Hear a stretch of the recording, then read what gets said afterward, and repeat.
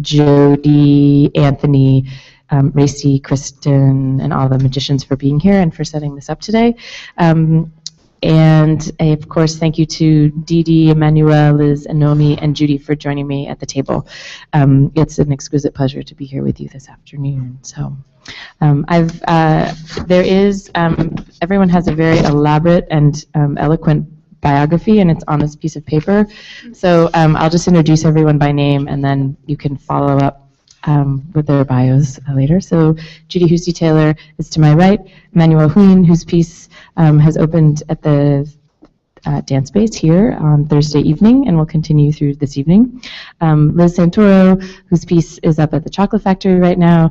Didi Devilliers, whose platform will open at Dance Space Project next week. And Noemi Solomon, who just came in from Montreal. So this is our group. And I'm Jen. Okay, so I had a couple of thoughts to sort of open this question of Dance to Diaries. Also to say, I guess, that this particular conversation was designed as a kind of, threshold between the Danse Festival organized by the French Cultural Services and Didi's platform, Diary of an Image, at Dance Space Project. So thus the title Dance to Diaries. And we're interested in one of the other ways that we were wanting to frame it in terms of conversations that Judy and I had is around feminism, particularly the legacies perhaps of French feminism. But to begin with this question of choreography, I think for me what is it that choreography as concept and practice offers to this particular moment of cultural crisis that is marked by deluges, both political and climatic. Last night is lovely, another example. Perhaps choreography invites a rethinking of orientation in relationships to space, to language, to composition, to articulation, and to ethics. And here I think we might begin to locate some of its feminist or perhaps queer force. To engage choreographically is to position oneself in relation to another, to participate in a scene of address that anticipates and requires a particular mode of attention, even at times, I think, against our will. Writing of this precarious state that we find ourselves in, Judith Butler acknowledges, and this is her speaking, or writing I should say, that it's a demand that comes from elsewhere, and that this structures the very possibilities of discourse and of dissent. So facing one another, we encounter perhaps a scene that's rife both with the violence of the event and also of language. And I'm curious in how, when we engage in this kind of tenuous choreography, perhaps we invent a different kind of more sensual counter address to these different kinds of legislative acts. And perhaps in this moment we think we can create a kind of more dialogic opening in which art is not only looked at but looks back, inciting a kind of tremulous hesitation in the ways that we experience and respond. And as Miguel Gutierrez, another choreographer who's also participated in many of these, has explained, the choreographic is a value that rises and falls, crests and receives, and it's a mode of dancing that's composed not only of movement, but also of light, sensation, sound, and stillness. So I'm curious how we might dance and dance with some of these ideas around the choreographic in relationship, particularly to what a feminist practice might propose. A choreographic feminism or a feminist choreography, indeed, I'm not at all certain what this might mean, but I suspect that these values are all at work in all of our practices already. In Liz's Relative Collider, in Emmanuel's A Vida Enorme, episode 1, and I apologize for my horrible pronunciation, Didi's platform, Diary of an Image, Nomi's work on the Danse Festival, and also on a piece called The Weather, which opened last night, and in Judy's many curatorial initiatives. Of course, feminism is always multiple, distinct, even contradictory, and it is never only feminine, at least in my desire, but always tied to this restructuring of language and bodies and power, and that has a long legacy and plays out, I think, distinctly in each individual practice. For me, I would say coming to theory and coming to writing, the provocation and invitation of work by writers and thinkers such as Hélène Cixous, Lucie Regaré, Julia Kristeva, and then Clarice Lispector, which maybe could be extended now to Lauren Berlant, Kim Rosenfield, Maggie Nelson, this fierce reimagination of writing through a kind of sensuous intellect and écriture for dancing as it touches on desire, on language, and on power.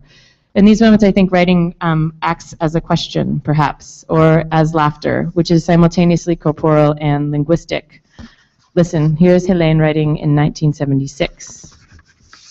Writing is precisely the very possibility of change, the space that can serve as a springboard for subversive thought, the precursory movement of a transformation of social and cultural structures. And when we write, or dance, our text will be a counter-writing, insurrection, and anticipatory knowledge that returns us to our bodies, our desires, our territories, erotogeneity of the heterogeneous, airborne swimmer. In flight, she does not cling to herself. She is dispersible, prodigious, stunning, and desirous. So to speak of writing and also to speak of dancing in proximity to history always touches on desire as a kind of flight or intoxication. So when Susan Sontag speaks of writing, she talks also about erotics. How can we come up with an erotics rather than a hermeneutics, which is to say that she's not interested in how writing is always beholden to things that we already know and recognize, but how we can kind of unleash it from being this kind of accomplice and move it somewhere else. So that in this way that it would begin to act as a kind of terrorist attack on language, right, or on form. And in this, she's interested in following William Burroughs. We might also add Kathy Acker and Samuel Delaney. Thank you, Ralph. So, writing together in Women Who Make a Fuss, The Unfaithful Daughters of Virginia Woolf, which is a text by Isabelle Stengers and Vinciane Desprez. They speak of philosophy and of writing, and I think it speaks very much to an idea of choreography as a sort of terrain, a terrain where we think, but also a terrain that makes us think. And they write together, and it's a collaborative writing. We are not heroines of thought, braving established sentiments, but speculators of the possible. We must never forget that this world makes struggle a necessity, that nothing here is normal, and we must never stop thinking together, cultivating insubordination, including toward our own sentiments, each with the others, through the others, and thanks to the others. Moreover, is this not the very meaning of feminism? I don't know if this answers your question from earlier, Didi. This adventure, which must again and again be reprised anew. So I would say I experienced this adventure witnessing works like Luciana Ashugar's Otro Teatro, which was recently at New York Live Arts, a durational sonic ritual that aspired to create a new body through pleasure. At least that's how Luciana writes about it.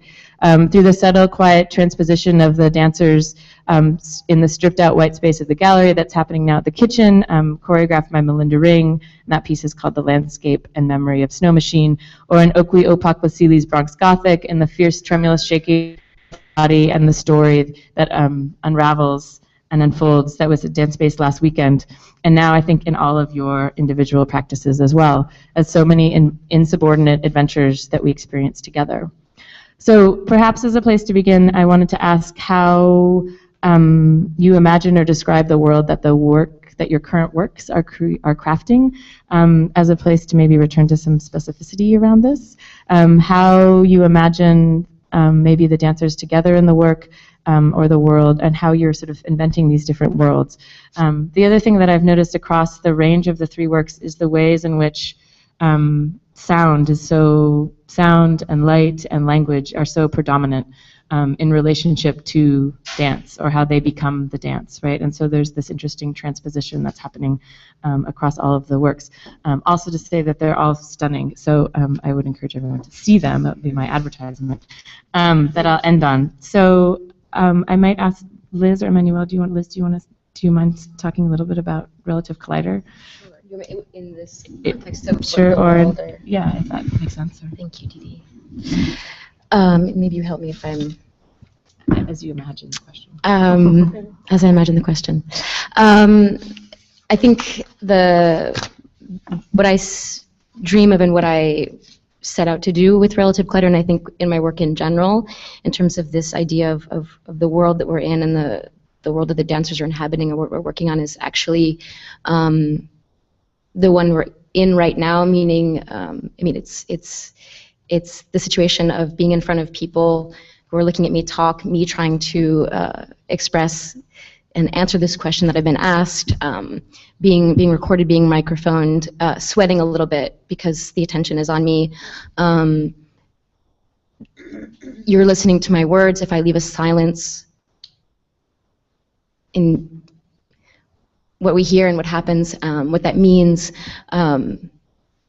the tremor in my voice, if I speak fast, all these things that are going to transpire in that beautiful moment of receiving attention and giving attention back, and that energy. So there's no fiction. There's no real fantasy. It's just the hope to be able to create a form and a structure just so that we can be in a room together. And it's someone I work with a lot, one of my collaborators who made Relative Collider with me quotes, I'm going to quote him quoting John Cage. But he says all the time that, quoting John Cage, that structure without content, wait, what is it? I'm going to mess it up. Content without structure is unseen, and structure without content is dead. Meaning, I think I might have reversed this. I'm not sure. But just to say that this water is going to spill all over the table if the cup is not there. So we have it. So it's going to hold something, and we can all interact with it. And I think that Relative Collider has a lot of structure, and it has a lot of things happening, and there's a lot of, as Jen said, there's sound and there's light and there's things that are created around it, but at the end it's all just there so we can all, so you'll show up and you'll be there with us, and we can do the same and see what happens. That's, yeah. Can you talk a little bit about what the structures are that you've set up in terms of Sure. what the dancing is in relationship to the text, to Pierre's? Yeah, okay, text, wow, okay. Yeah.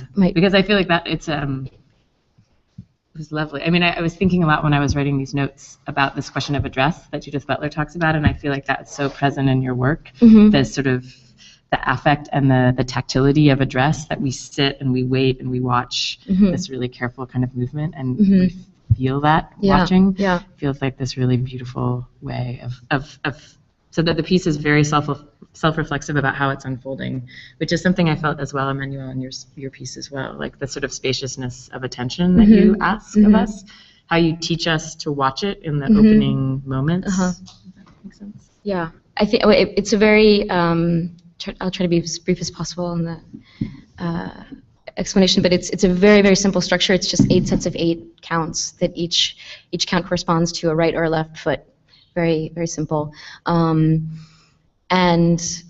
each count also has an arm gesture that was taken from images from a piece that I did here at Dance Space 2 years ago.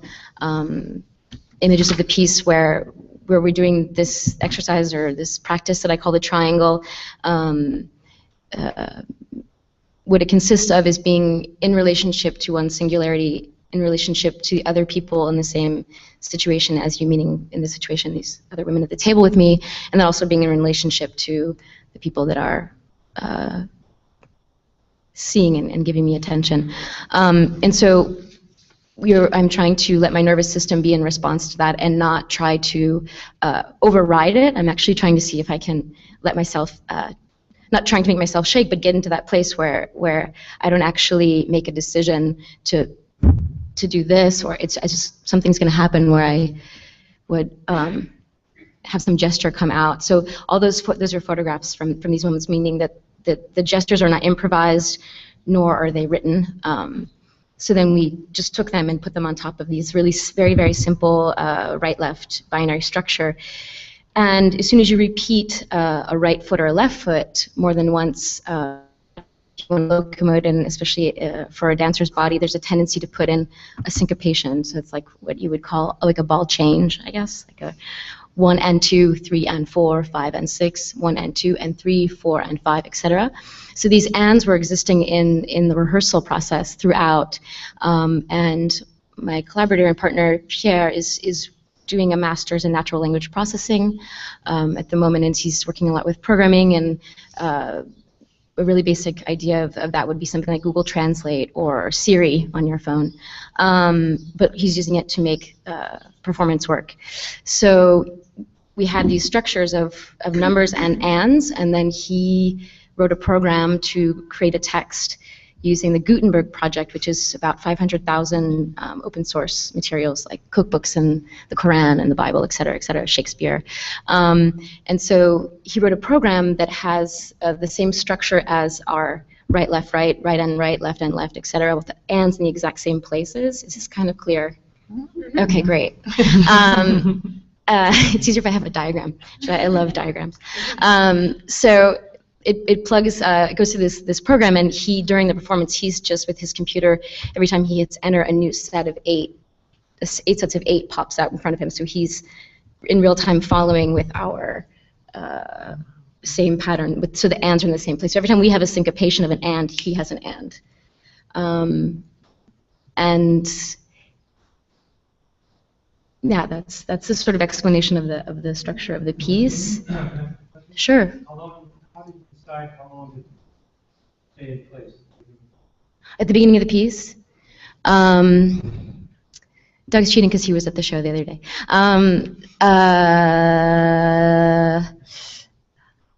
It was, I just seemed, we needed enough time to install it with you. Yeah, just it needed to be installed a little, probably a little bit past what I wanted to do. I'm a pretty impatient human, and I'm also an extremely impatient audience member. So therefore, as a choreographer, I have even less patience for my own self. So I think, yeah, I kind of reached that limit where I was like, okay, we really have to move on now, and then pushed it a little bit further, and then I think that's where we stopped. How did you decide, Manuel, in the opening parts of the piece, the sort of questions of duration and attention, maybe, or what is the sort of, I mean, it's a distinct structure from what Liz is doing, but there's this way in which you create anticipation in the opening. You're talking about the first part of Avelino. I'm going to describe it. Yeah.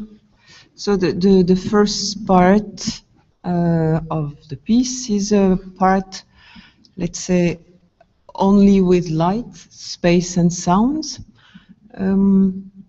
The sound is the voice of a man and a woman speaking to each other, and speaking from 2 different poems from a same Portuguese writer called Herberto Helder. He's a concrete poet.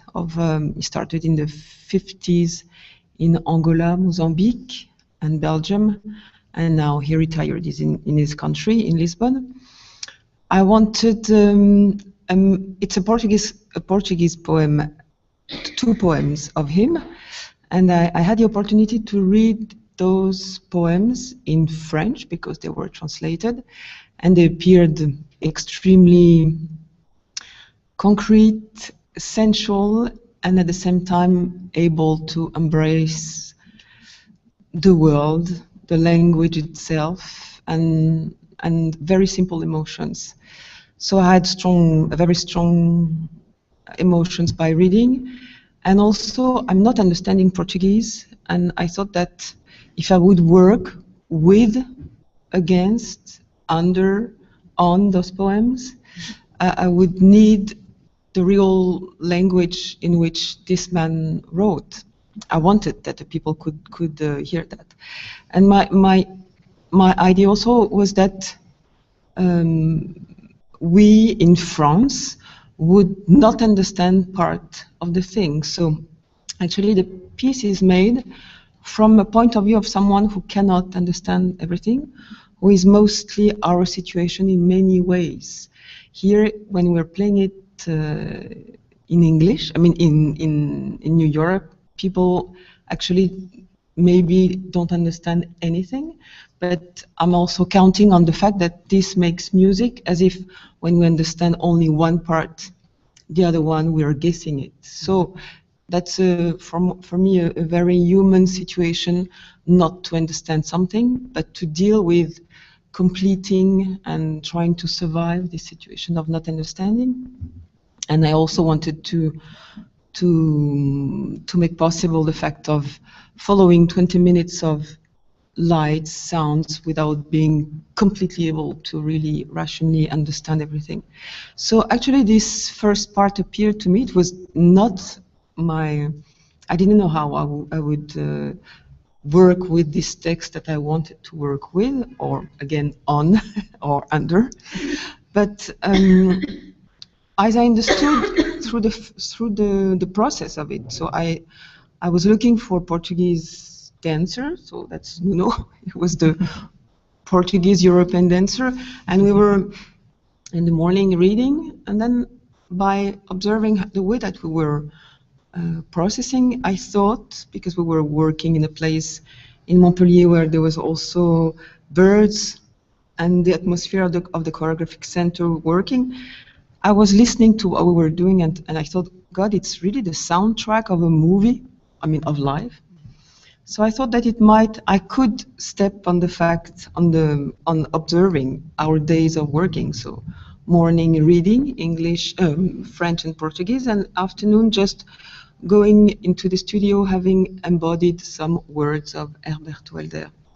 So then that's true that there was a first step in a site-specific situation in some gardens in France, and then when I found out that I was really interested in my work or in this work, because it's not always the case that you really like what happens, I thought that I would like to bring it into a theater. So this first part turned to be thought as the soundtrack of a movie, and then only sound and voices, which is already for me body.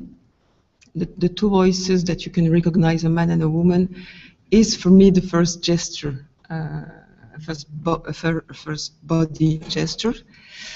And then the idea of the light designer Yves Godin was that we could imagine that the theater is the world or is a world, so that listening, he would help or he would make possible to listen to this poetry that we might don't understand at all, which is here maybe the case because people might don't speak either French or understanding French or Portuguese. This light might help to live this moment of sound and also discover the space where we are. So the light part is thought as the emphasis on the support or the help of being conscious of where we are. And it's also, for me, it's not that it prepares, but it's the body is already here in the sound, in the voice. So when the two real bodies enter, it's not an event. It's an event because things are moving in front of you, but it's not an event because something was already in your ears and in your imagination moving. So, but the process itself of the work gave me the idea of the soundtrack and dance separated. I didn't have this aim before. I let myself go with what happened, which I think might be a way of, at least it's a way of working that I love. I guess all artists are like that, but you give some places for your desires and also of the response, places for the response of the people you invite in this work. And then, of course, new things happen with the meeting of your ideas, desires, and the desires of the others. And I love the fact of then having to observe what is composed and how I could lead or what I feel of this new result of so really thinking cinématographiquement was not the beginning, was maybe the result of wanting to work with words. And at the beginning I hated the fact of putting words on stage, because I usually don't like the way that theater, at least in France, is putting words on stage. But after 10 years of saying that to myself, I thought I should try myself instead of criticizing all the time the theater people or the choreographers who put words on stage. After 10 or 12 years, I had to think, well, maybe you should stop saying it and try yourself. Yeah.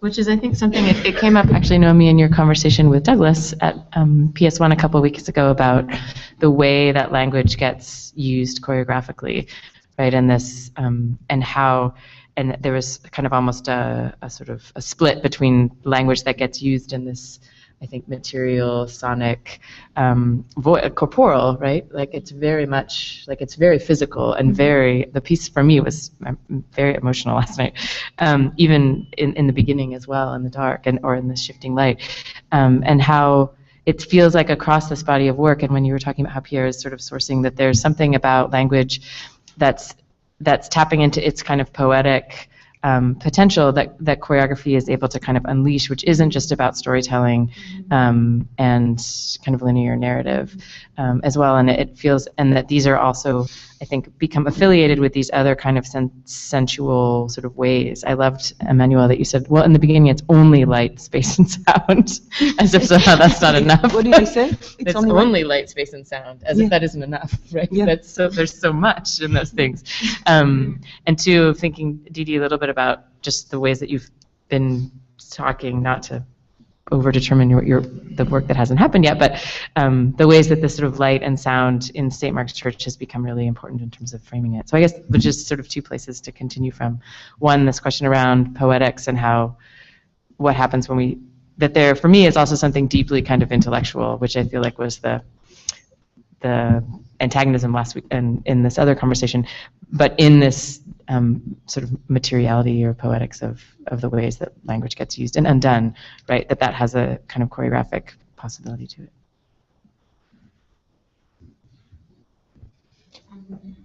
Oh, Didi, I'm just going to add another thought, which I was hoping would come up in that other conversation, which is choreography as language, not as text or choreography, but that there's a language of choreography. But Didi's about to talk. Which is, I think, Emmanuel, what I loved in the sort of, I'm sorry, and I'm going to cut you off one more time. When Emmanuel was talking about there was something was against, under, on, right? That there's this kind of, always this constant sort of slippage in preposition or the and, right? That there's this ways in which there's a kind of compositional quality, a kind of accumulative work that's being done on it, both at the level of structure, but also in the way that it's, composed. I want to address your question, which was something like, forgive me for paraphrasing, but something about how you imagine the worlds of the new works and processes that you're involved in, or the worlds, or maybe they're, in Emmanuel's case, it's not a new work, but it's a work that's pre-existing, but how you imagine the worlds of those works and processes. But actually, before I address that, I'm thinking about, of course, I'm thinking comparatively when I hear you describe your works, both Liz and Emmanuel, and comparatively or relationally in relation to my works, in relationship to each other, and what the things we have in common, the things that distinguish us, that create difference. And there's a lot to say about it, just sort of interesting data.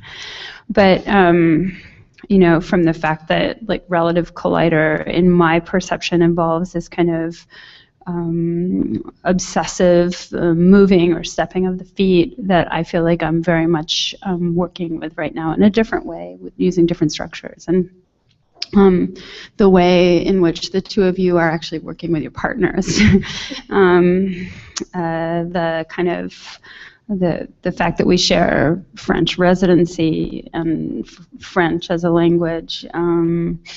Those are kind of maybe sort of superficial, but they're also, all of those details are quite important. So I'm thinking about, I'll get to the world in a second, but I'm thinking about context and how much we know about the works. So I went to see Relative Collider in Vanves in Paris about, 2 months ago, a month and a half ago. And I actually didn't know anything about how the work was made. I didn't get a chance to read the interview with Gérard Mayen. There was like a one sheet with an interview with a French critic and writer that I think we're all quite familiar with. He's very well known in France. He's a friend of Danse, Gérard Mayen.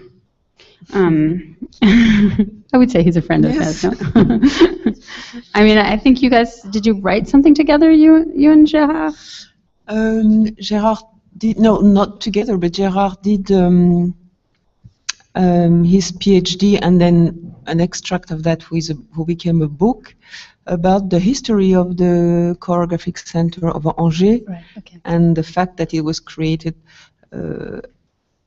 both on the side of a creation place and a transmission place. Both the school, it's at the same time a choreographic center and a school, and it's called Le CNDC d'Angers, un pas de deux France-Amérique, because it has been, yeah, it used to be, or I don't know if it started as a PhD, but I don't know if he did it.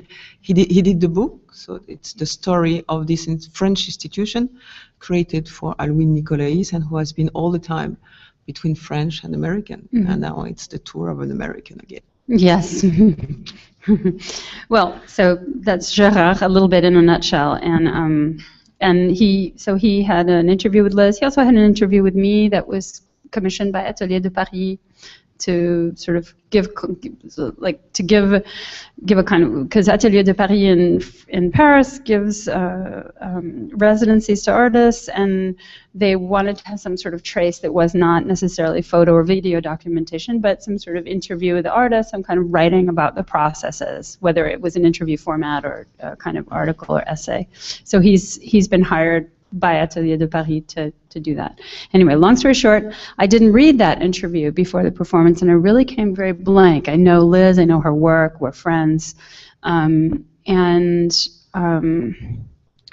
without the context, without the explanatory context of how this binary of left and right, and 8 times 8, and also the information about how Pierre constructed the sound score, I was just left to the devices of what's there right in front of me now. And I had a lot of questions about the work when I saw it in Banff. And unfortunately, I didn't have a time to follow up with you. But when I hear you describe the process of making it, I think about all of the works that I've made that use this kind of algorithmic processes or sort of external structures to create something that when you see the thing, you don't necessarily know how those things were created, and they can remain rather either opaque or mysterious. Sometimes they're really fun, but in any case, there's something that a kind of innocent audience member would not necessarily know coming to the show. And that was me in this case. So when I hear you describe the process, I'm immediately jumping to this question that is related to this question of feminism, I think, somehow. And that is about what we know about what we see. So last night I go to see A Vida Enorme, which I hadn't ever seen but have heard a lot about. It's a piece that's very loved in France, and many people have described it to me. And it's really a kind of love story without a story. I feel like it is. I feel like it's very intimate. It's Emmanuelle and her man in a very beautiful and sweet and sensuous reading of this Portuguese poetry. In the beginning of the piece, they're disembodied. We hear their voices. There's a giant set of speakers in front of you. You feel this kind of vibration of sound. So it's like a kind of massage for the ears and for the sort of spirit. It's very sensual, and it's just language, light, and sound, and some speakers, and beautiful dance space. So what I know about Emmanuelle's work is a lot. I have a lot of the backstory. I have this like tenderness. I have a lot of backstory.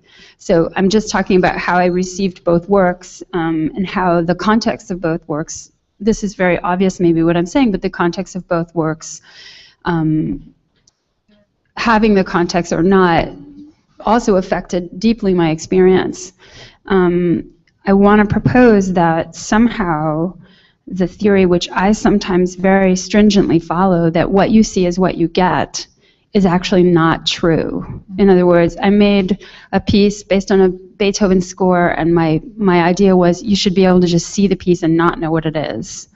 But I also knew, and kept saying over and over, even though I was kind of denying it at the same time, that it's actually really rich. The more you know about it, actually, maybe the richer it is. It wasn't about keeping the audience without knowing, keeping them ignorant, but it was about trying to sort of assert the value of the object. And I think I'm questioning that position. I think I'm always questioning that position, but I think in some ways I'm kind of two-faced about it, because I think I'm very much asserting the value of the object, or trying to, as if you can come to this thing completely innocent and get something out of it. I do think that's true. But there has to be a place to speak to the other part, the context, the gossip, the history, the old videos, the new dancers interpreting the old work, the old dancers coming back. There has to be something that speaks to that process, which is a very heavy context and creation. It's like creates a new kind of substance for the thing. So I have this kind of two-faced problem, which is that I really think that the object itself can and should stand for itself in some way, but I have questions about it. It's not absolute. I do think that that context, that past, that question about what am I seeing the work, or am I participating in some other activity that's the work plus its context? For some reason, I feel like this way of discussing it, or the fact that my work could possibly rely on gossip or hearsay, I feel like, and please forgive me, I feel like this could address this question of feminism, not because women are gossips, because we're all gossips, but because we love to talk about each other, because that's how we learn. But because this aspect of sharing and of taking things apart is not I don't think it's a typical, nor is it a very sort of capitalistically practical way of producing objects. Objects meaning, a dance as an object. I sell it with my one sheet with a price on it or something like that. Well, I've never actually been able to do that, but so anyway, that's a long story to just say that I'm curious, because so then to talk about the world of my work very quickly, one of the pieces that I'm presenting in this platform that starts on Wednesday is a catalog of steps, and in that project I take all of my work from 1990 to 2004, and I take all of the videos that I have and I cut them apart, and I try to retain everything that I can call choreography. So a lot of things get thrown away temporarily. They're not thrown away, but a lot of things get put to the side, like places where I'm singing a song where there doesn't seem to be any choreography, or text where there doesn't seem to be any choreography. It's hard to say, but I ended up taking out a lot of so-called extraneous things, and I'm left with these fragments. And there's over 300 fragments. The idea is to take a fragment, and the three dancers that are working with me, Oren, Nibia, and Katerina, they take those they take the chosen fragments for the event, and they learn them, and they dance them outside of their context, without the costume, without even if the works are very frontal, they set a front, but they're not. You're not expected to see the work from its front. We take away music, we take away lights, et cetera, et cetera. So I'm stripping away all of the past. Or not the past. I'm stripping away the content of the context of the work, and putting it in a different context. So there's something in that action that seems to, I can't tell if it's betraying something or if it's actually putting the question out there again about the context that we see something in. So that's a lot, but that's my, I don't know. That's enough for now. Yeah. I feel like I'm going to turn my back to people here. If I talk here. Wow, so much. Hard to follow. I feel like I'm just gonna bring some thoughts, some things, and then maybe we can. I like the impossibility of trying to think French feminism and dance. I like the impossibility of trying to define it and to put it together. The impossibility, but then, can you hear me? Is that good? It's hard. Oh no. Okay, maybe I'll just stay like this, and then I won't look at you. So the impossibility, but also the necessity of doing so, right? To look at it, to press those words against each other. And why? I mean, and so, yeah, impossible to think across translation, right? Across French, English languages, across also text and movement. But yeah, how, when we start looking into the different genealogies, the different intersections, I mean, it just, gets, we realize it's actually very necessary for us to do so. And I mean, necessary, I mean, I guess I could bring so many examples, like in, social realm. I want to give one example something that happened to me last week here in New York at the Danse festival.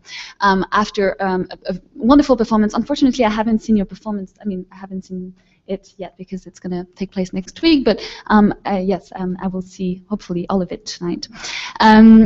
After a performance by Latifa LBC's performance, and I had a conversation with someone who really disliked the work.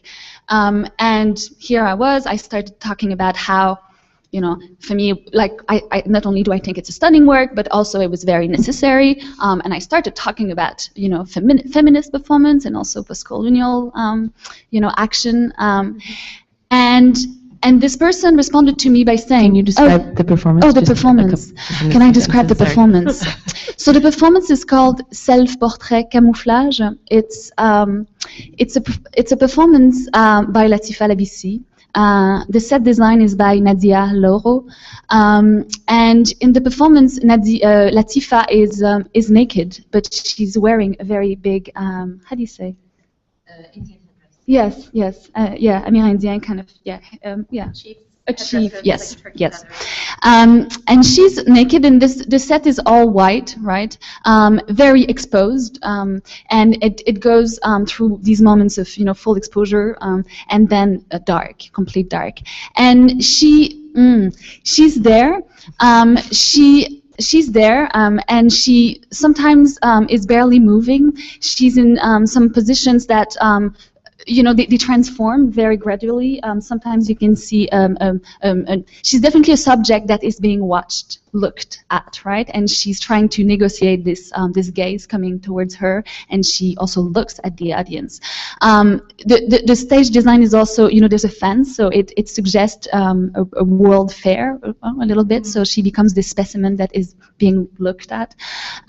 There's also a little podium. At some point, she goes there and she starts mimicking someone like a politician giving a speech, right? But it also unravels. So she really plays with these relations, kind of being looked at, talking, etc., etc. That's, I mean, there's so much more to say, but just and so. So yes, and the person thought it was said two things.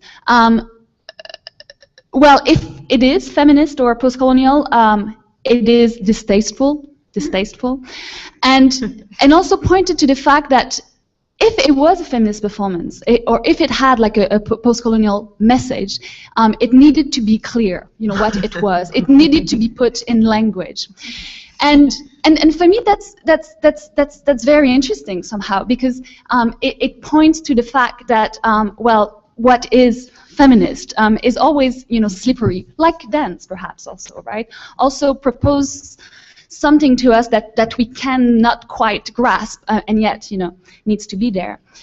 That's the first thing. I loved that you both talked about theater and how, you said that no fiction or fantasy, right? And Emmanuel, you said how it was important for you not to use words and not to do theater for a long part of your practice. And I just decided to reread Hélène Sixou. I took the and it's very interesting because I think I didn't read Hélène Sixou since I got back, since I moved to the States many years ago, and I remember when I arrived here. I don't know why, it was really in the air, many years, 20 years after. And I remember, rereading Aller à la mer, Going to the Sea, right, 1977. And of course, Aller à la mer, so this is, for me, it's like Hélène Sixou in a nutshell. Because Aller à la mer, you have both the sea, but, the mother. And in French, so, you know, and like most of what she does, like also when she talks in Le Rire de la Méduse about voler, you know, like using men language and men writing from within, but to steal it and to make it fly, voler, hein? To steal and to make it fly. So in French, you have like, you know, it echoes, you have like two meanings to the same word.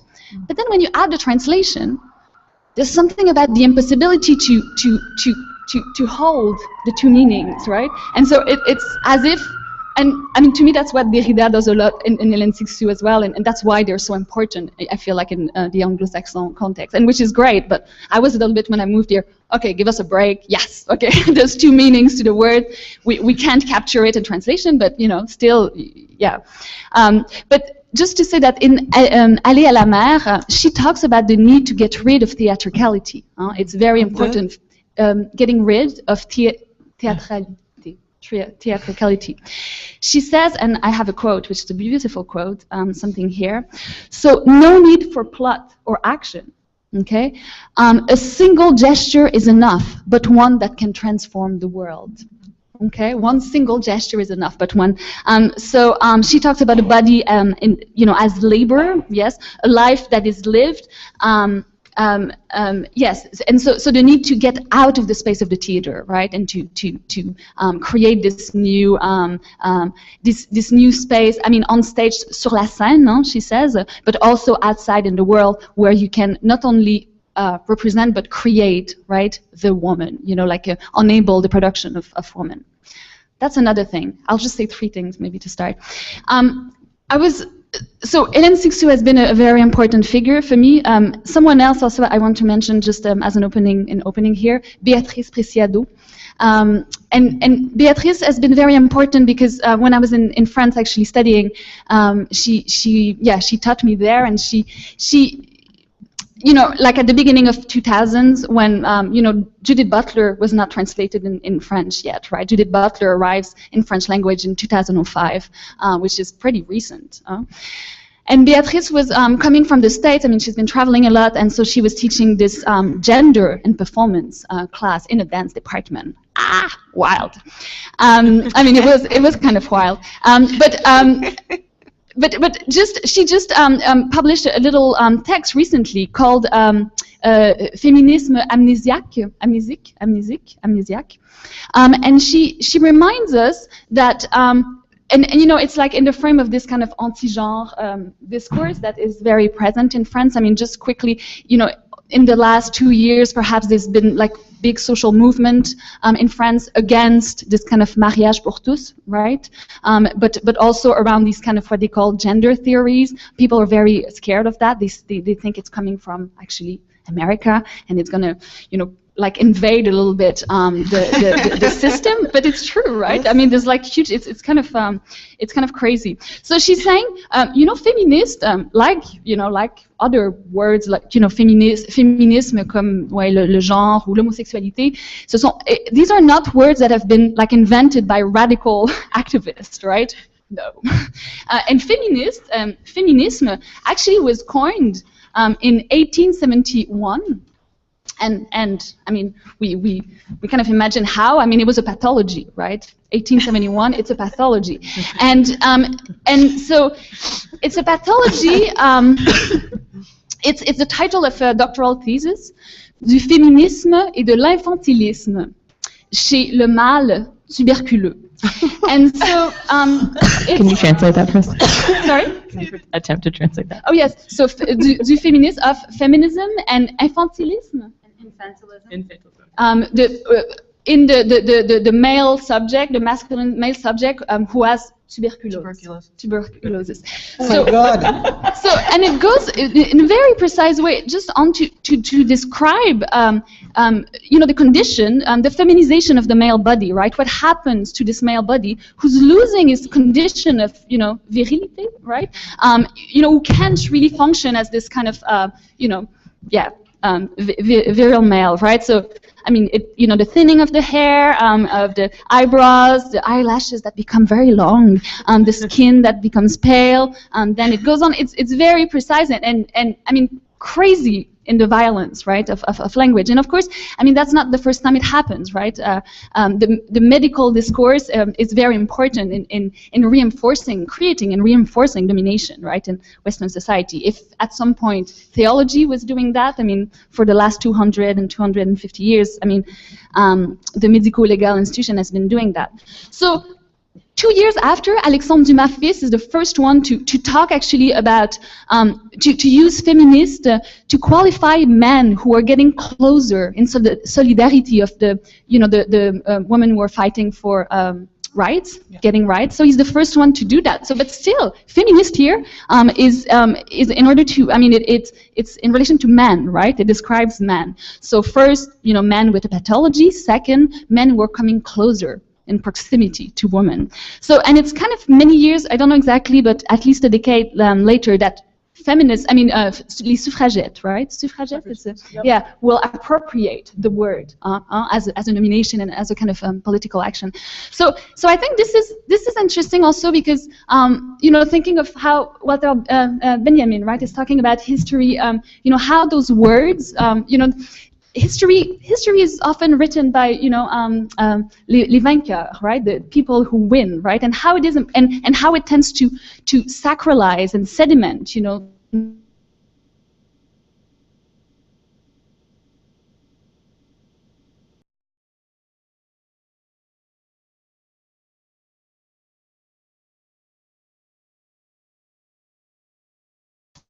right, I mean,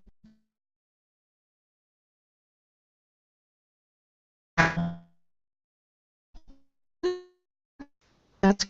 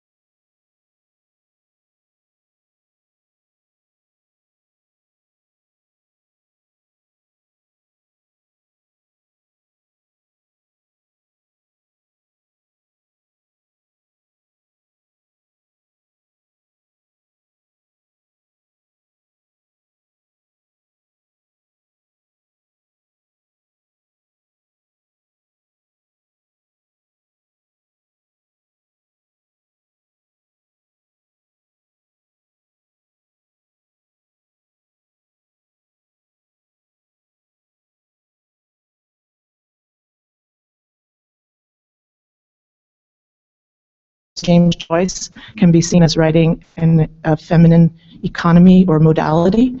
And so then you think of James Joyce and what James Joyce did with grammar and language and completely undoing known structures around storytelling and language.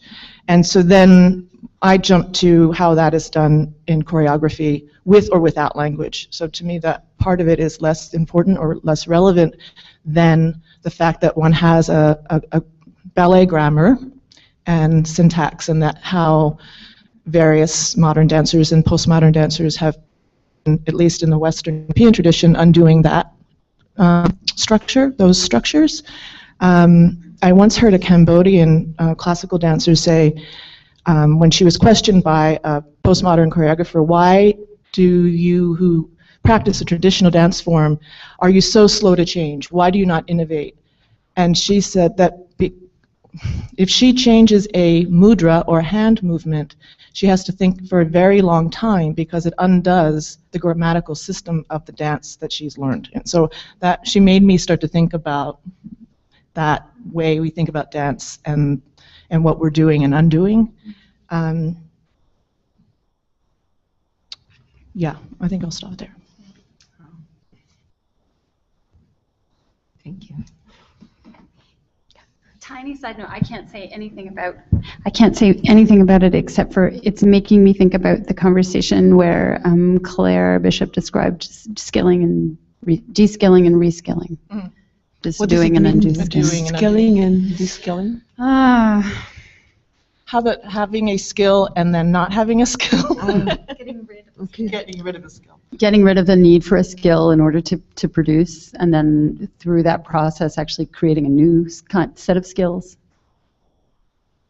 But this doing and undoing, I don't know, just made me think about that, but I don't know if I can say anything beyond that.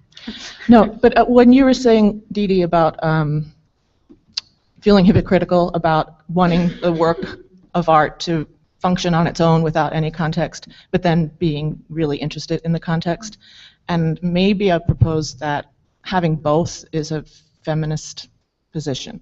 That is it really one or the other? You know, I mean, of course not, but I think we still operate that it does have to, one has to make a choice, and I don't know if that's true. What do you think? Do we operate as if we have to make a choice? That is that there's one position. We go and we should understand the work of art on its own terms without any context, and then somehow it's cheating if we know something more about it. And I question that it's hypocritical even. I mean, that doesn't exist. I mean, like even when you're saying, I don't think it's not possible. I mean, you can't walk in through the doors of dance space.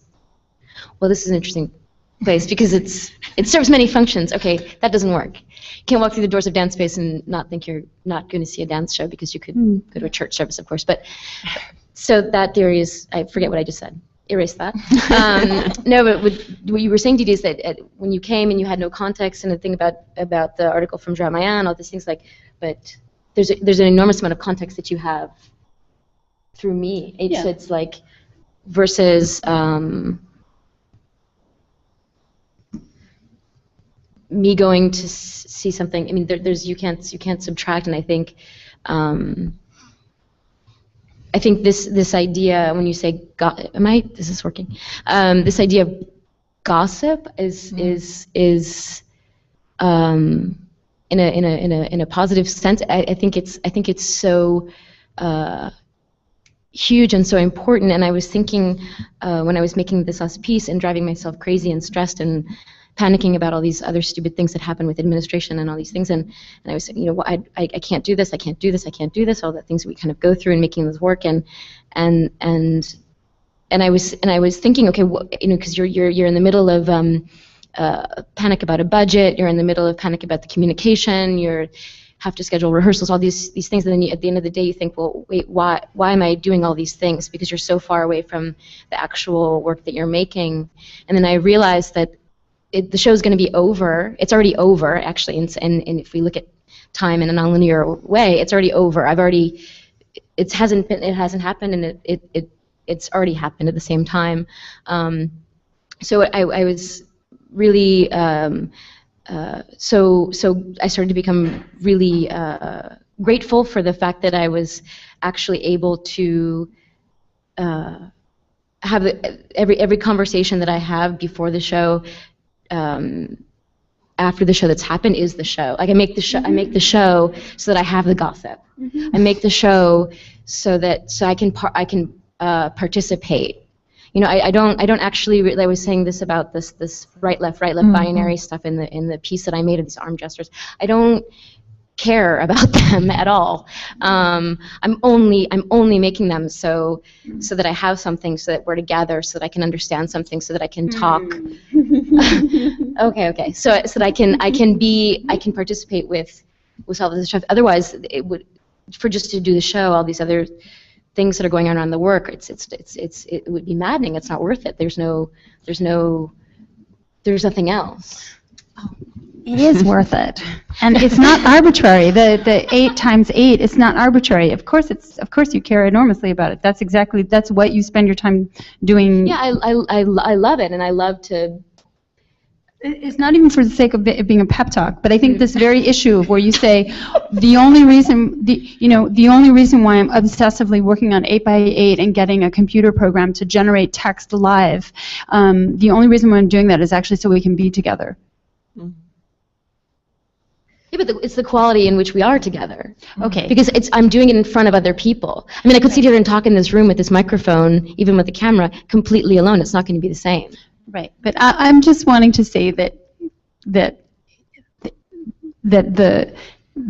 conundrum that I'm having is, and I hear I'm just questioning that you reinforce a little bit this thing about the sort of arbitrariness of the aesthetic product itself, and the thing that you make is exactly not arbitrary, and yet it is exactly as you describe.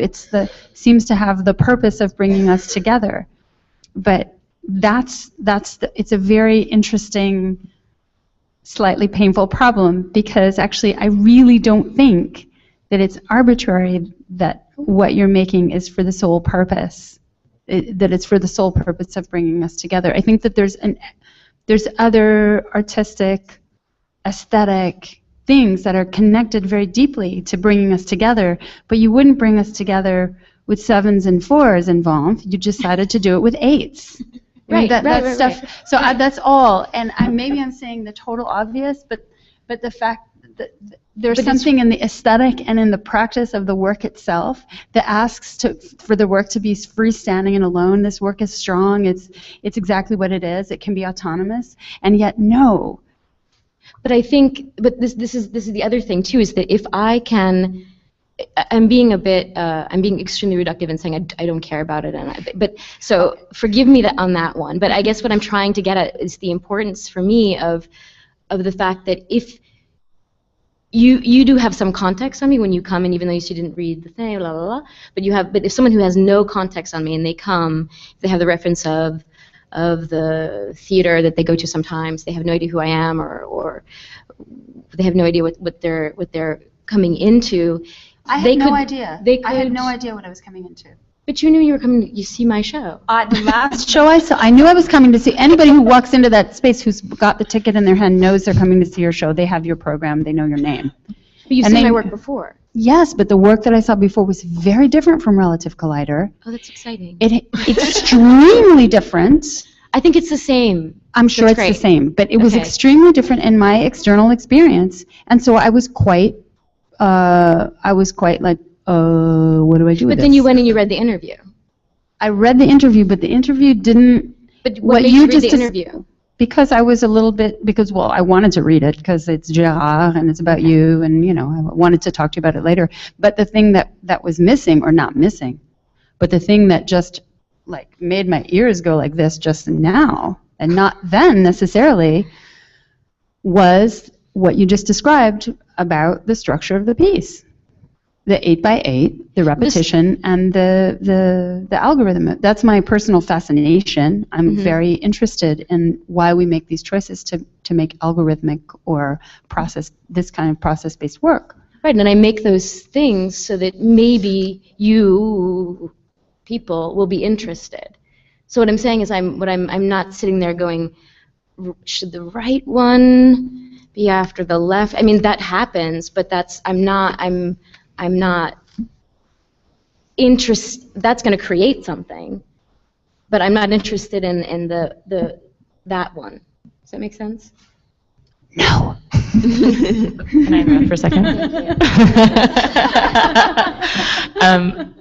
I'm just struck because I think that I don't know if this holds for your work as well, Emmanuel, but I think that there's something about how the work is not about a kind of visual indexicality, that all of these bodies of work isn't about kind of creating a kind of aesthetic, a sort of homogeneous aesthetics, but that all of them are about a kind of creation of a mode of attention in the space, right, which is maybe a little bit related to your, I don't care if it's 8 or if it's left, right, but there's this kind of incredible precision in all of the work when it's performed, which and also the potential of its failure. I think betrayal was a word that you used earlier, Didi, that was fascinating. Like how you create these kind of super elaborate systems, but then there's always this sort of potential that they get betrayed or that they fail, right? And that this is part of the ways that the practice is engaging with not only the sort of history of what these gestures or movements might be, but that also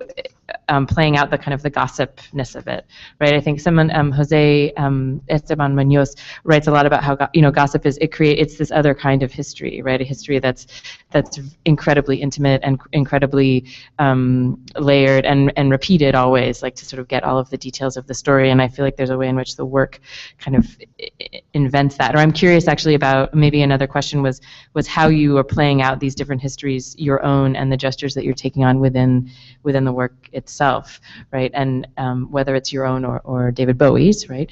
Emmanuel, that he comes in as the hero. But the other thing that I was thinking a lot about was this about why we do it, right? And I'm Vincent Desprez, whose name I'm sure I'm saying wrong, in another essay, not in this book that I mentioned earlier, she writes about how knowledge and knowledge production, and I think dancing is deeply all of those things, is never objective, right? And she writes that to depassionate knowledge is not to remove, is just to remove yourself from it. It's not to make it objective in any kind of way. It's just to like make you not care.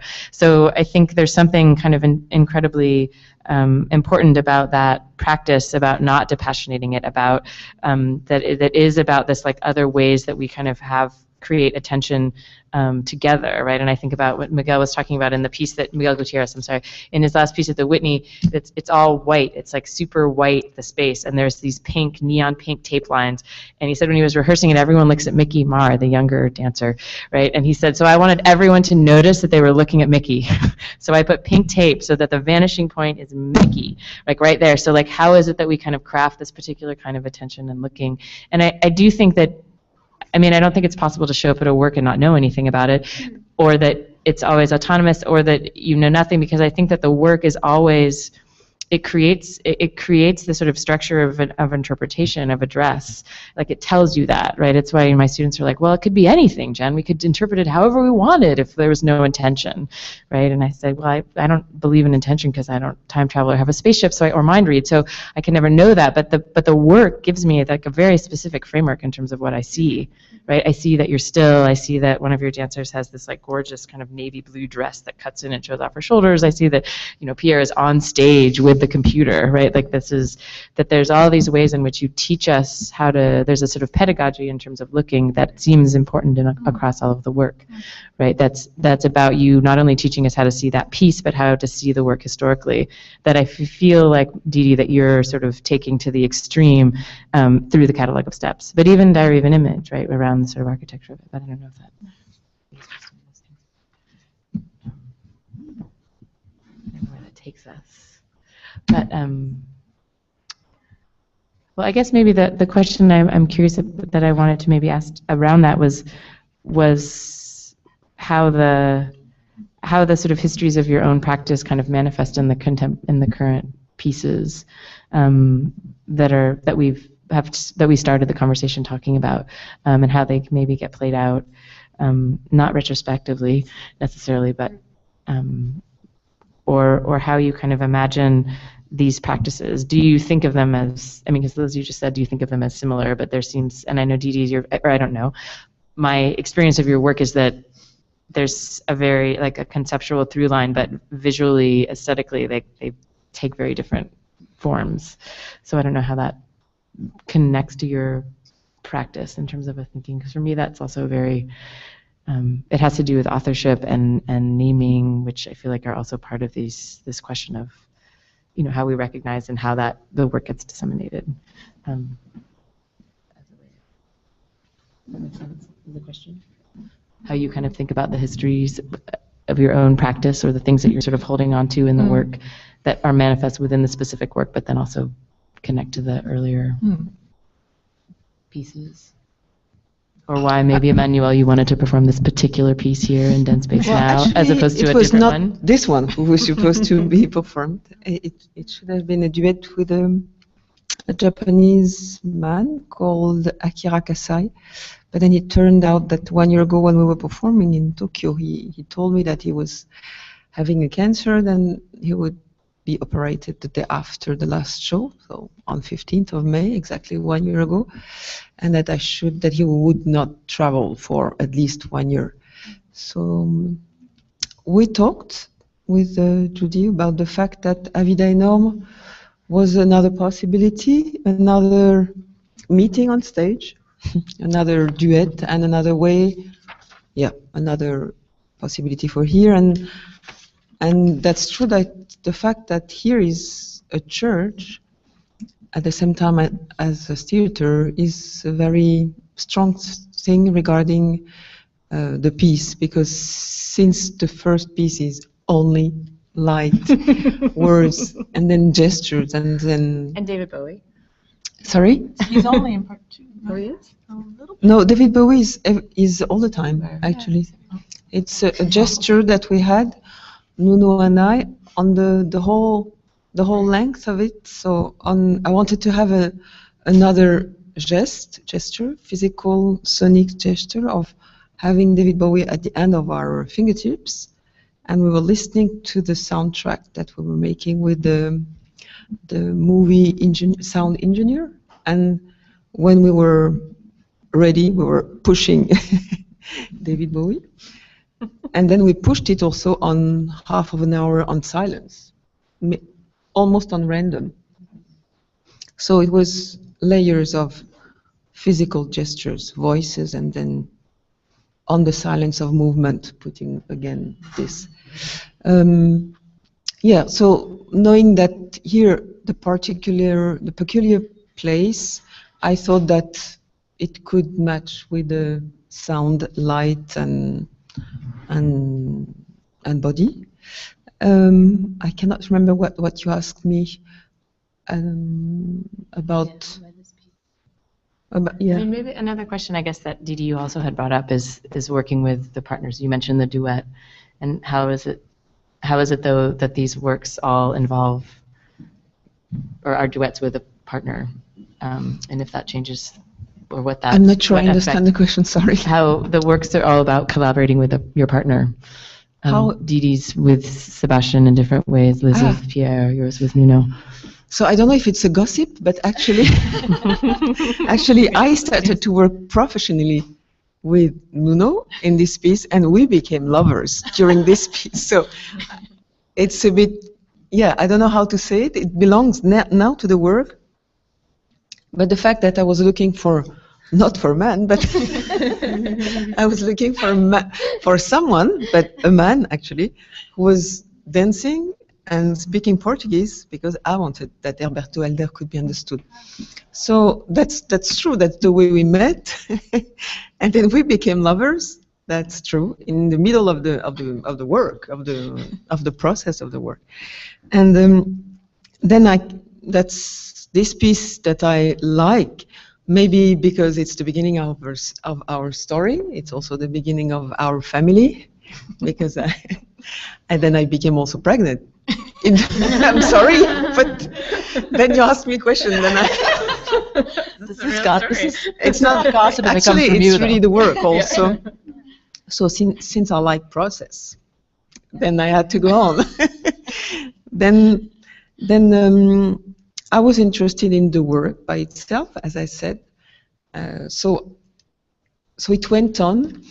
It went on being a piece inside of a theater, but if I try to be a little bit further than my intimate story with this piece, I think actually that I cannot be disconnected from the work. So at one point, maybe it's the strongest point of intimacy in this piece, but I have to say all my pieces, or in some ways, but I don't understand how it could be different for any other one of all the artists.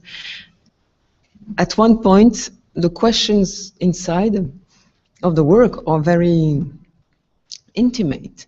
So when I could tell things about my very first piece, which happens to be completely in the darkness on stage, and which is really related to my first trip to Vietnam. And the darkness is the only metaphor that I could find so that I can share with the public the situation in which I was the first time I went there 13 years ago, not understanding anything of the language, but feeling everything completely. Well, it's again putting me in a situation of emotion, but feeling everything through the. Sorry, I have to say, through the body, and then black was the only way to share that with the public.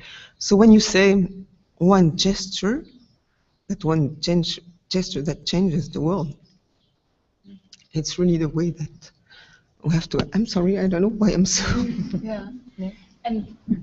And just to add, I think, I don't know if you've seen Mua, but like I do. Can you hear? Yeah, that's the piece from 1994. 95, yes. And this is definitely a gesture that has transformed a world, I think. It's a beautiful piece, and it had like a tremendous effect for a scene in dance in France and beyond. Yeah. Sorry, I don't know Beautiful why it piece. happened. No? But maybe it starts by you when you said one gesture, but one gesture that should change it. So it's impossible to go on stage with a gesture. I mean, I don't know exactly what I understood of your duet. But of course, we do the things to be related. And that's true that I very much like the situation of work with others. And I love giving space for the others to run into my ideas. And of course, it's because we want to be together to do something, but to do something important for us and maybe something important to share with the others.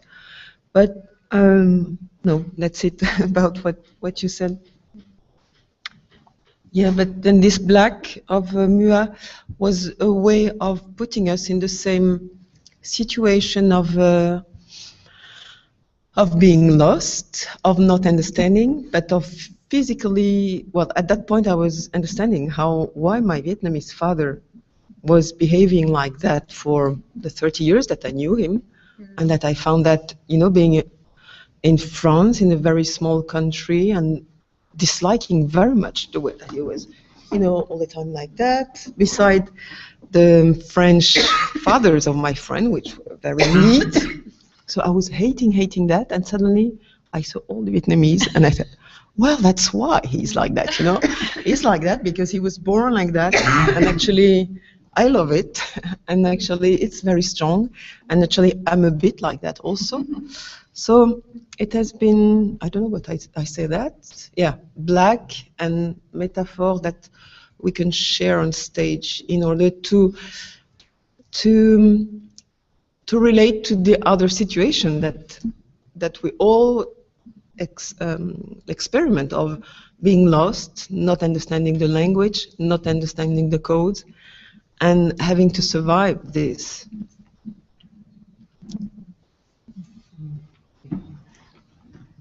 Well, I feel like there's something, I was thinking, Didi, about the dark part, the third condition in that's the thing is important.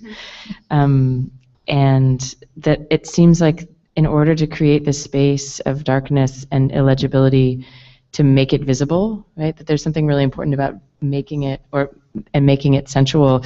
There needs to be this movement away from this thing called dancing, right? The thing that looks like dancing, right? Into these other ways where it's about kind of getting lost and having this other kind of sensation. I don't know if that's, but, and how that there's like, I don't know, I guess I'm curious about how I feel like and that there's this movement towards other things, whether it's in image or cinema or words, that's about hijacking something recognizable, right? Something into movement into this other, I don't know, place of darkness, and that's also really, I think, vulnerable too. I don't know that.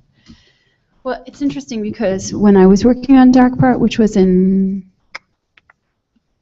I was working on it in 2006, so on Another Thing is Important. And when I was working on the dark part, it was right when I started to, in 2006, I just started to realize that I could go on the internet and look up things like other people's work. And I don't know how. I think I came upon it by accident, in fact, that this choreographer in France made this piece in the dark. And I had already, it was already going on. We were about to present it. But this choreographer in France named Emmanuel Wien made this piece in the dark. And I was like, fuck. When was that for She you? did it in France, man. Those French people, they get it all in advance, you know. But then I was, of course, really excited because I was really excited that somebody was talking about darkness in what seemed like a very similar way, with a different strategy, maybe a different aesthetic or a different process, whatever. But it seemed like that was very exciting that piece existed. Then I only saw it when I was there for Danse Permanente, I think. When you did the showing of it at the Sunday, I think in 2012. And it was beautiful. I was very moved by seeing it after having read about it, made the dark part myself, and then seeing that piece and being able to feel this concern, this idea of everybody being in the dark, placing the viewer and myself and all of us in the dark to observe this sort of phenomenon of illegibility or invisibility becoming visible, that somebody was working with that, and it was somebody I knew and somebody who liked me and somebody who was supporting my work essentially, you know, so that it all kind of came around. That's more on the gossip side, that sort of affective relational side, but so I just wanted to put that out there. And if you ever get to see Mua, you should go, because you can't see it any other way than really experiencing it live, and that goes true for all of these works that we make, but with a piece like that, you have to experience it. I feel like that was probably enough to just say that. But there's this thing about creating this situation where it's a pseudo-homogeneous experience of either being in the dark or not understanding, in order to make that not understanding visible. Mm-hmm. Or legible, or in order to be able to put not understanding out there as an experience, mm-hmm. This being lost, or this repossession of self-knowledge in the darkness. And that's, for me, that's what the dark part of Nothing is Important was all about. And I feel like in Mua there was also this, that also was a content, plus this there was a kind of emancipation that happened, I feel, and I'm not exactly sure how it was produced. I have to think about it more, but when I remember my experience, I felt like there was some process. I saw the piece and I thought, oh, there must be something rather emancipatory in the making of this particular work. Maybe it was also because it was your first work. There was something about it that felt like a kind of eureka or aha moment or something. Well, shall I react? This word, emancipation resonates very much with Mua. Mua it means dance in Vietnamese, but I found out that it's also, of course, it's the verb muer in French. It's the passé simple of the verb muer, that means changing. And then it was random that Mua dance in Vietnamese was also changing in French. And I did it as I was a bit tired of, I was a dancer for the others, loving dancing for the others, but at some point a bit tired of not having enough food just to get up my legs up.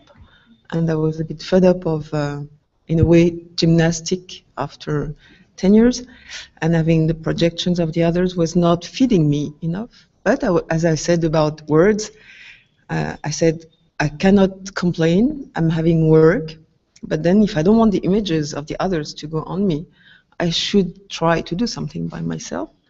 So emancipation from maybe the choreographer. And at the same time, in 95, for me, or 94, I was also very tired about, as a spectator, of what was on stage.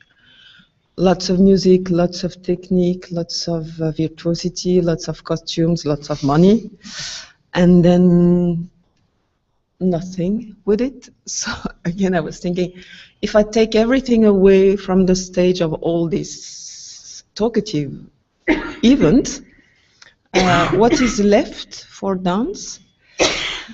And also I was at that moment very reading or connected or interested by people like Trisha Brown, having started to exchange with her for already 3 years about how she became what she became, and having started to work to the reenactment of Yvonne Rainer continuous project Alto Daily and Satisfying Lover of Steve Paxton.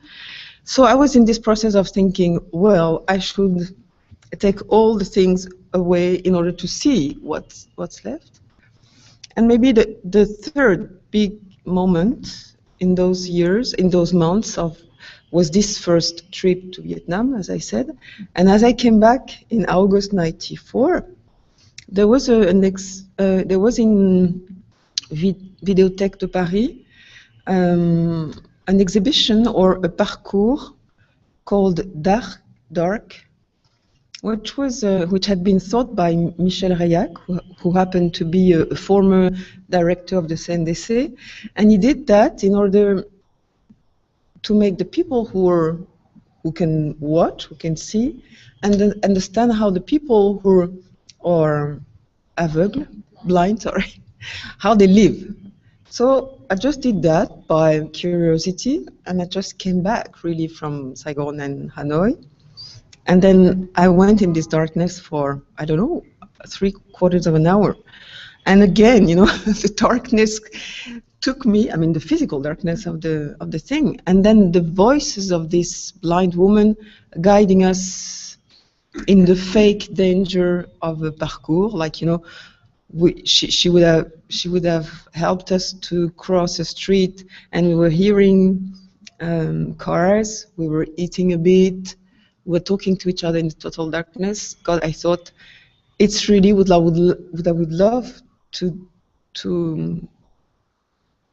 live in a performing space moment. So I want to make that possible with dance, because if we erase all what we usually use to take as a grant for dance, maybe something, I don't know, I don't like the name essential, but maybe something strong happens of that. So it was an emancipation of many things, actually, from my situation as a dancer, as a viewer, as a person.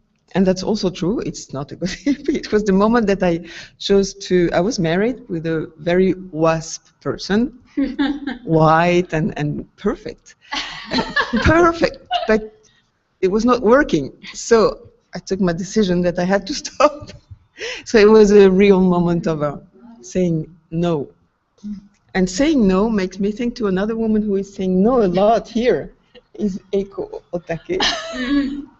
That I made through the fact that my Japanese relationship, and then I think we're making, in a way, we're making art to say no to some things, to say no, to say yes to other things. But I like the fact of saying no with giving lots of place, even the place of the thing that we dislike.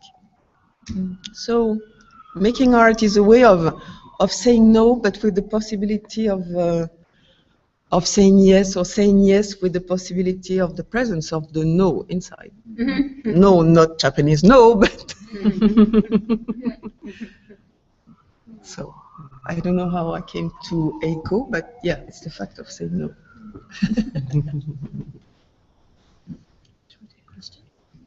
Yeah. Do we have any, sorry, did you want to say? Go ahead, and then I'll open for questions. No, it's okay. No, it's okay. All right. So we wanted to open up and ask if anyone in the audience has questions they wanted to ask our panelists. Or- yeah. Should we? Yeah, it's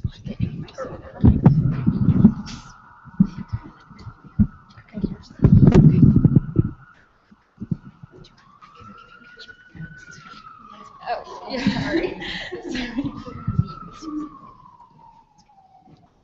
Hello. So thank you all for your talk. It's really amazing to hear you and to understand so many things about all your works.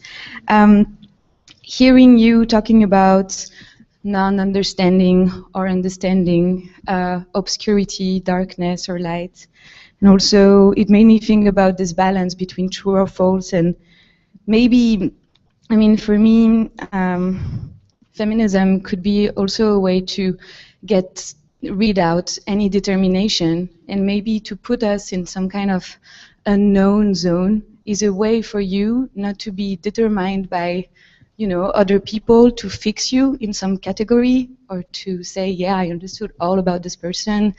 And yeah, so I wanted to know what would be your opinion about this idea of like maybe this possibility of unbalancing things and not being sure of what exactly is happening is a way to emancipate or to stay free out of fixation, categorization, and yeah. Mm-hmm. Can I say something that has to do with the same thing? I'm just interested in the feminist idea behind deconstruction, right? So we talk about deconstruction and deconstructing language, and I think that you all do that. So I'm wondering if, and I feel like you do it because, or the idea is that there's hierarchy to language, hierarchy to opposites, right? Stable, unstable, light, dark. There's a hierarchy right away. And so I wonder, and so the idea of deconstruction is to get rid of that hierarchy, right? So to define equality somehow in some new kind of structure. And I feel like that is the opposite, or some kind of opposite of having a aesthetic, a cellular knowledge or history or aesthetic a language, or right? So do you struggle with that in your work, I guess, like saying what you want to say a certain way with your history and your cellular knowledge, and then trying to break down and find this sort of freedom without hierarchy? That makes sense. Like similar to what you're saying. I don't know if this is responding to either of the questions, but this helps me kind of get back to Didi and hopefully respond. Is just that when I say not caring, I think that's the same thing as this darkness, as this putting not understanding out there. Because to me, it's if I can. So I was saying about the cup. Like if the cup is there, then I can put something in it, and so I don't really care about the cup. Of course, a pretty one would be nice, or a crystal one would be nice, or whatever. But it's I think that's kind of what I do care, but I think that it's this idea of having this of this darkness, of being able to say that I cannot know, and I can actually blur this if it's really, if I'm putting it on a clear surface, if I'm putting it in a clear place, and then I cannot not have to be or what Judy was saying about traditional dance or classical dance, and having something that's so virtuosic and so perfect and so pristine, and I'm going to really execute it and get it perfect. So you can't tell me that I didn't do it perfectly. Instead, if I can actually have the perfect thing, and then I can do whatever I want with it, and I don't have to answer. I don't have to be. What was your question about having something that's you used a really nice word in your question. I forget. So yeah, something that's determined. Yeah. Anyway.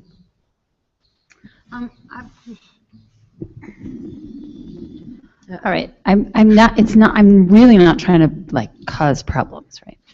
But I want to know. To the theater. Oh shit. Okay, so I have one question for you, Liz. It's not a bad thing. It's good. This is all good.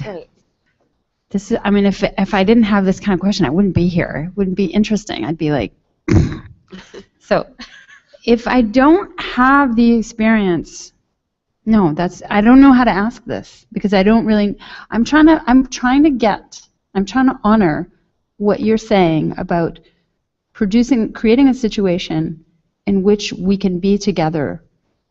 Or maybe it's not about being together, but creating a situation in which me, as a viewer, you make for me something in which I get to be there and watch myself watching, maybe get a feeling of others watching. But for some reason, I wanted to ask you, what happens if I don't have that experience, but I want to, and I think I get that experience through the formal things that are happening. This is personal. Me personally, I get an experience when I'm not being reminded that I should have an experience. The experience that I have is by watching the formal falling apart or coming together, the formal construction of the thing.